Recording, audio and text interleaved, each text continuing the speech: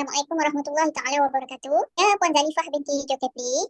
Saya berusia 50 tahun, tinggal di Taiping. Saya bekerja di syarikat swasta sebagai pengurus keuangan dan pentadbiran. Ibu dan ayah, ayah saya bekerja di sektor perkilangan arwah ayah lah. Ayah telah meninggal pada tahun 2019. Dan ibu masa dulu bekerja mengambil upah jahit lah bagi membantu ekonomi keluarga. Saya mempunyai 8 orang adik-beradik. Saya merupakan anak sulung. Okey.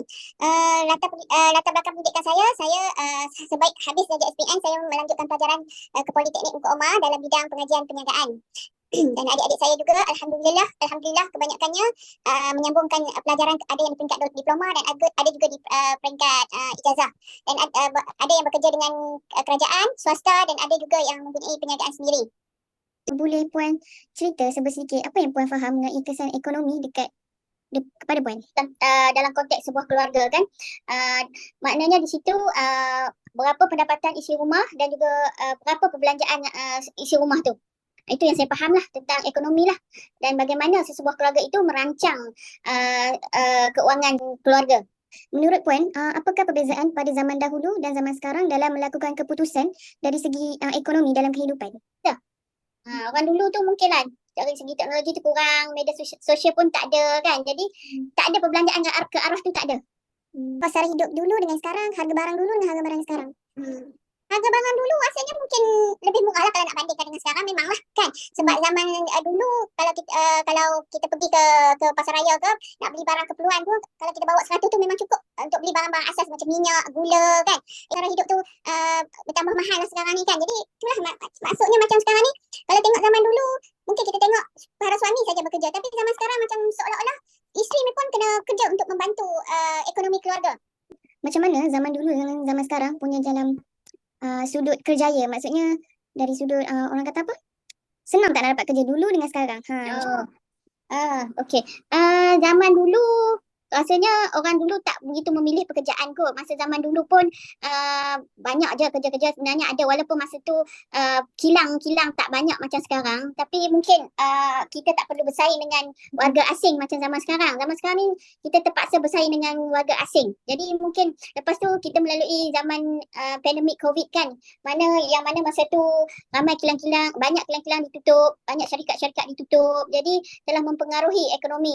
Masa tu mempengaruhi ekonomi masyarakat kita lah, termasuk juga dengan keluarga saya lah, yang mana suami saya bekerja sebagai buka syarikat melukis plan ni, yang mana masa tu terpaksa tutup syarikat lah sebab masa tu kena perintah berkurung kan. Puan, mengenai pendidikan orang zaman dulu dengan pendidikan orang zaman sekarang dari konteks ekonomi.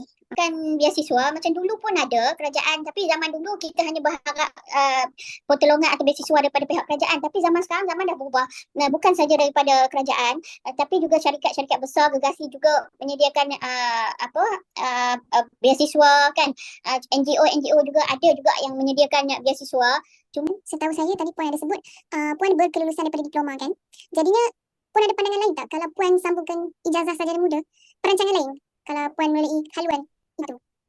Dulu mungkinlah saya terfikir sebaik saja saya tamat pengajian di Politeknik Muka Omar, memang niat tu berkobar-kobar untuk melanjutkan pelajaran di peringkat ijazah.